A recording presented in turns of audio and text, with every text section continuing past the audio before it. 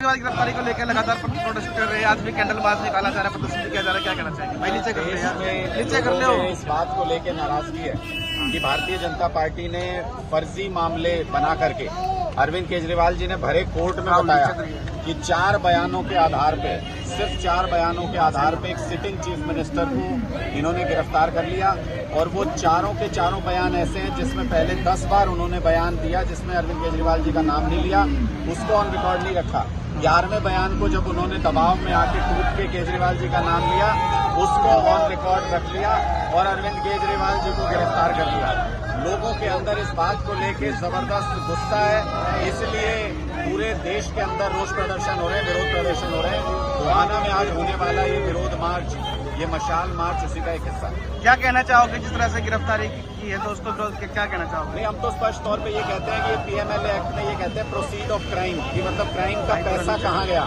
मैं तो स्पष्ट तौर पे ये कहना चाहता हूँ कि हमने सबूत पेश कर दिए हैं कि इलेक्टोरल बॉन्ड में ये डेटा निकल के आया है कि शराब घोटाले के जो मुख्य अभियुक्त थे, जो ऑरबिंदो फार्मा के शरद चंद्र रेड्डी जो मुख्य अभियुक्त थे, उनकी गिरफ्तारी के 5 दिन बाद 5 करोड़ रुपया बीजेपी के अकाउंट में गया।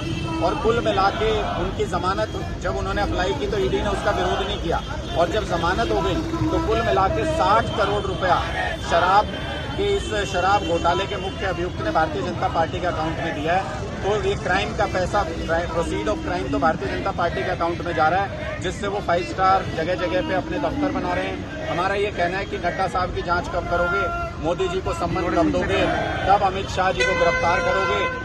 तो चुप्पी साध जाती है ईडी भी, CBI भी, सारी एजेंसी। लेकिन ईडी तो कह रही है कि गोवा चुनाव में 100 करोड़ रुपए का जो है चंदा दिया गया है आप पार्टी द्वारा। भारतीय जनता पार्टी के एजेंट है ईडी, तो वो तो कहेंगे।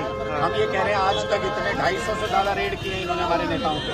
सत्येंद्र जैन अंदर है, मनीष सिसोदिया अंदर है, संजय सिंह अंदर है, अब अरविंद केजरीवाल जी की गिरफ्त में है। उसके बावजूद आज तक हमारे किसी नेता के यहाँ से चवन्नी भी बरामद नहीं कर पाए, चवन्नी भी। और हम 60 करोड़ रुपए का सबूत दे रहे हैं कि भारतीय जनता पार्टी के अकाउंट में गया है। तो जनता खुद समझती है कि कौन घोटालेबाज है, कौन भ्रष्टाचारी है और कौन ईमानदार है। हम तो ये भी कहते हैं कि आज भी हमने ये मामला सामने रखा है। ईडी ने कोर्ट के अंदर ये कहा कि केजरीवाल जी अपने मोबाइल का पासवर्ड नहीं दे रहे। भाई, मोबाइल का पासवर्ड क्यों चाहिए केजरीवाल जी का? जब क्राइम हुआ, जिस घोटाले की बात कर रहे हैं, वो घोटाले की बात तो 2 साल पहले की है। भाई नीचे कर लिया। उस वक्त जो फोन इस्तेमाल करते थे, ईडी ने खुद कहा कि वो फोन अब अरविंद केजरीवाल जी के पास नहीं है। 2-3 महीने पहले से जो फोन इस्तेमाल कर रहे हैं उसका पासवर्ड क्यों चाहिए?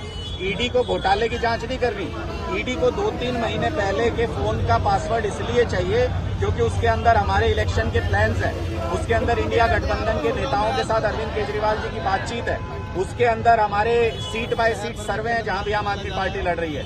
ये ईडी को नहीं चाहिए पासवर्ड अरविंद केजरीवाल जी के फोन का, ये भारतीय जनता पार्टी को पासवर्ड चाहिए क्योंकि उनको वो प्लान जानते हैं। उनको लग रहा है कि हारेंगे इंडिया गठबंधन के हाथों भारतीय जनता पार्टी के कैंडिडेट, इसलिए हमारा सीक्रेट प्लान जानते। तो आपको लगता है कि चुनाव को लेकर जो है फंसाया जा रहा है कहीं ना कहीं अरविंद केजरीवाल? पूरी तरह से ये राजनीतिक साजिश है और इसका लोग राजनीतिक रूप से इनको जवाब देंगे। आप देखते जाइए, तानाशाही किसी की नहीं चली।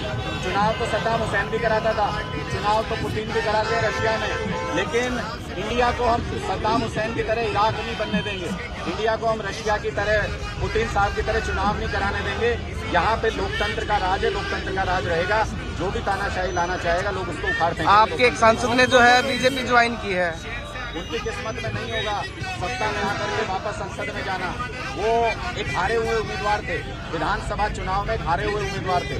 आम आदमी पार्टी के कार्यकर्ताओं ने अपनी ताकत के दम पर उनको संसद भेजा, उनकी किस्मत में नहीं होगा। ऐसे बहुत से लोग पंजाब में पहले भी छोड़ के गए थे, आज अपना माथा पीट के रो रहे हैं कि सरकार में होते अगर आम आदमी पार्टी में होते। तो मुझे लगता है ऐसे लोगों का कोई मायने नहीं है। आम आदमी पार्टी कार्यकर्ताओं के कंधों पर टिकी हुई पार्टी है, जिसको चाहेंगे उसको जिता के संसद भेजेंगे। पंजाब में इंडिया गठबंधन नहीं किया गया। पंजाब की परिस्थितियां और बाकी जगह की परिस्थितियां अलग हैं। पंजाब में हम लोग सरकार में और कांग्रेस मुख्य विपक्षी दल है। हम नहीं चाहते कि किसी भी तरीके का कोई पॉलिटिकल फायदा गठबंधन की वजह से दूसरी पार्टियों को हो, भारतीय जनता पार्टी को हो। इसलिए पंजाब में विचार विमर्श करके आपसी सहमति से निर्णय हुआ कि वहाँ अलग अलग चुनाव लड़ेंगे और बाकी जगह चूंकि वहाँ पर मुख्य मुकाबला आम आदमी पार्टी और कांग्रेस के बीच में, इसलिए बहुत सारे लोग ऐसे भी हैं जो गठबंधन अगर होता है तो मुख्य विपक्षी दल भारतीय जनता पार्टी और उनके अलाइज बन जाते वहाँ पे। हम ऐसी स्थिति नहीं करना चाहते। जो भी सांसद जीतेंगे, किसी के भी जीते आएंगे तो इंडिया गठबंधन में, इसलिए 13 की 13 सीटों का लक्ष्य लेके आम आदमी पार्टी वहाँ पे चल रही है। वहाँ हम इतने मजबूत भी हैं कि अपने दम पे 13 सीटें ला सकते हैं। आज का जो बहिष्कार प्रदर्शन है वो इंडिया गठबंधन का है या आम आदमी पार्टी का? आज का प्रदर्शन अरविंद केजरीवाल जी की गिरफ्तारी के खिलाफ है। आज का प्रदर्शन ईडी की राजनीतिक साजिश के खिलाफ है।